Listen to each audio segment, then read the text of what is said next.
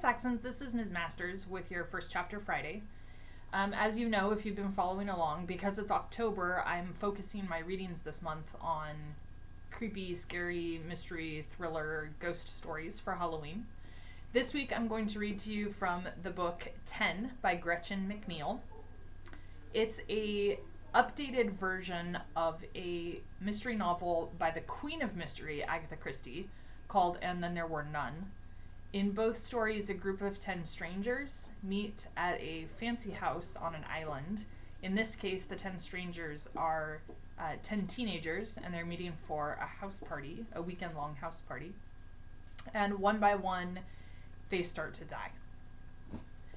So I'm actually not reading the first chapter. I'm starting with chapter 8.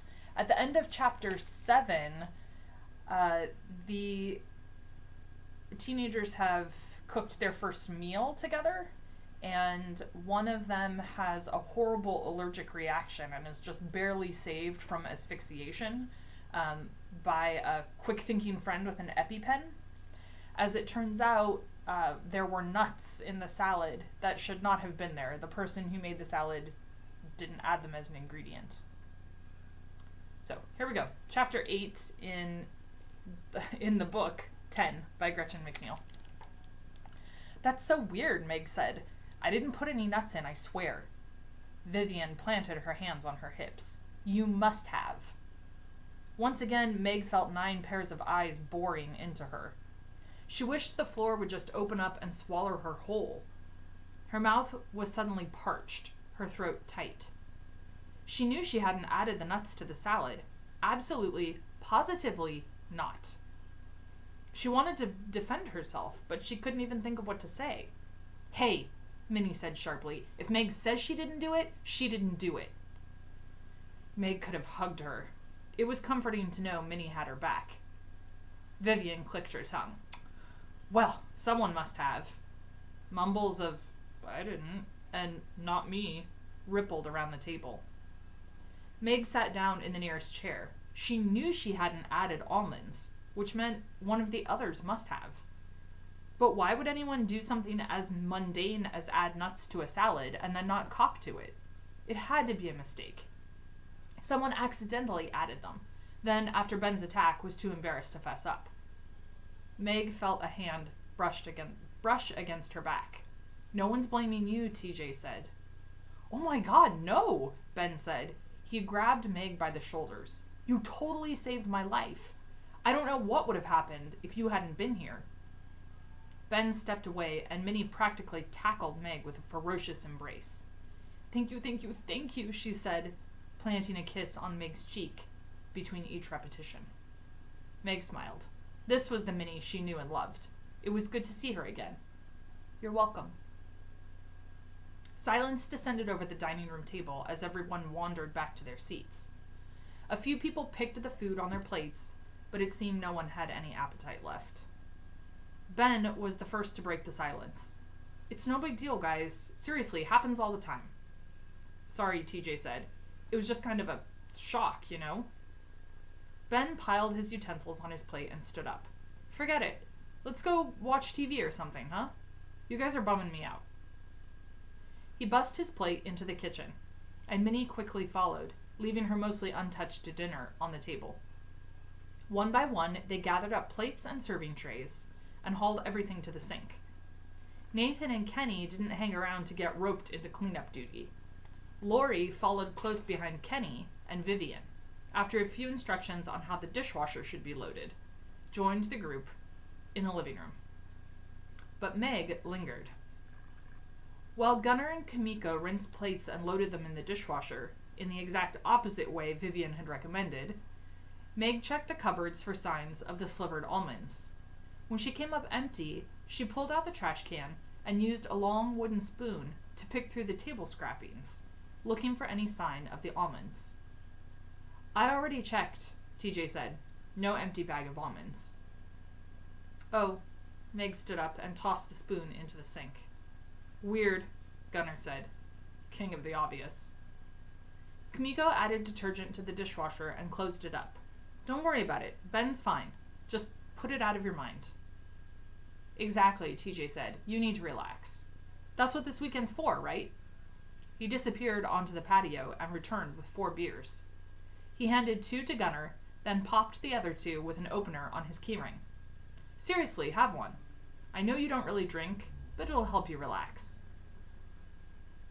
Meg took the bottle gratefully. TJ was right. She just needed to relax and have some fun. Stop worrying about who put almonds in the salad. This weekend was supposed to be fun. Meg took the bottle gratefully. Beers in hand, TJ, Gunnar, Kamiko, and Meg joined the rest of the party in the living room. Meg expected to see a movie on the huge flat-screen TV. But instead it was blank and blue, bathing the living room in a dullish cerulean light. Nathan and Kenny stood at a bookcase. They yanked DVD cases off the shelf and tossed them to Ben and Minnie on the sofa. Minnie pried open The Hangover. Empty, she said before flinging it in a large pile on the floor. Empty, Ben said, adding Trading Places. Empty? Meg asked. Empty. Ben and Minnie said it in unison. Kenny didn't even turn around. All of them. It doesn't make sense. Vivian examined the discarded cases as if she didn't entirely trust anyone else's opinion. Why would somebody put empty DVD cases on the shelf? TJ picked up the remote and flipped through input devices. The result was always the same. Blue screen of death. The satellite's out, Kenny said. A gust of wind blasted the backside of the house as if in agreement. It wasn't the least bit cold inside, but Meg shivered. Must be the storm. Ben jumped to his feet and headed to the kitchen. I'm getting more beers. I think we're gonna need them. We can always play board games. I saw some stacked in the... Here's one, Minnie squeaked. She held up a shiny DVD like she just found Willy Wonka's last golden ticket. What is it? Vivian asked. Nathan plucked the disc out of her hand. It's homemade. He held it up to his face and read the label. Don't watch me. I don't know that movie, Gunnar said. Minnie snorted. It's a burned disc gun show, not a real movie. Oh. Ben handed beers around. It's probably lame vacation footage or something. Or porn, Nathan volunteered. Lori wrinkled her nose. Why would someone label porn, "Don't watch me"? Nathan shrugged. Why not? Vivian sat in one of the winged chairs and crossed her legs. I don't like this. You know what? Minnie said with a dramatic pause. This is how horror movies start. We've already had one near-death experience, Kamiko said. Ben laughed. Just an accident, nothing sinister. Dude, Nathan pointed at TJ. You'd better watch out. TJ arched an eyebrow. Why? Well, if this is a horror movie, you're the first one to go.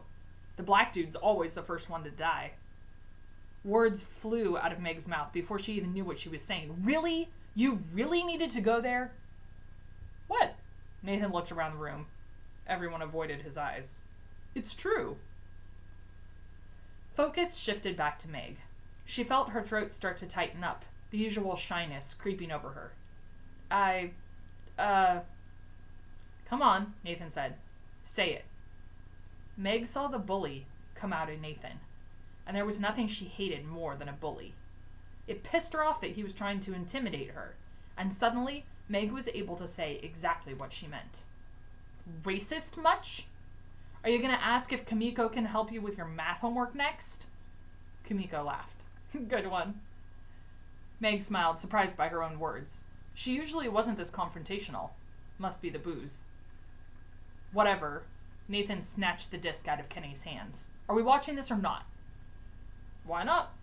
Ben handed Minnie a beer and sat down next to her. Meg saw him drape a long arm around Minnie's back. Better than board games. Dude, Gunnar said, his eyes wide. Don't do it. Minnie laughed, light and airy, as she leaned into Ben's arm. Oh, come on, it's just a video. She pointed at Nathan. Hurry up! Nathan put the disc in the machine and hit play. The number 10 appeared on the screen. It was animated, as if it had been written by hand. and then a red slash crossed right through it. 9 and 8 were drawn and slashed through in the same manner. Then 3 images of a beach at night cycled through in rapid succession. All different locations, it seemed, but all with a prominent starry sky and waves breaking across an expanse of sand. The numbers started again. 7, 6, 5, all with the same red slash marks, crossing them out as if they were being counted down. Then more images. This time it was a collage of students in class, taking a test, arguing in some sort of mock trial, doing science experiments, running around a track, glee club. 4, 3, 2, 1. The screen went black, and a low soundtrack kicked in. Just a few solo piano chords at first, then a soprano voice began to sing. Sure on this shining night. Words faded onto the screen. When you hurt someone, with intent, with cruelty. The screen went black for a moment as the song continued. Then more words faded into view. To steal someone's soul, to break someone's heart. The screen flashed, then filled with a quick montage of totally random images. A light bulb turning on, a judge's gavel striking to a sound block, a bonfire. To lie, cheat, or steal, to destroy a reputation. More random images.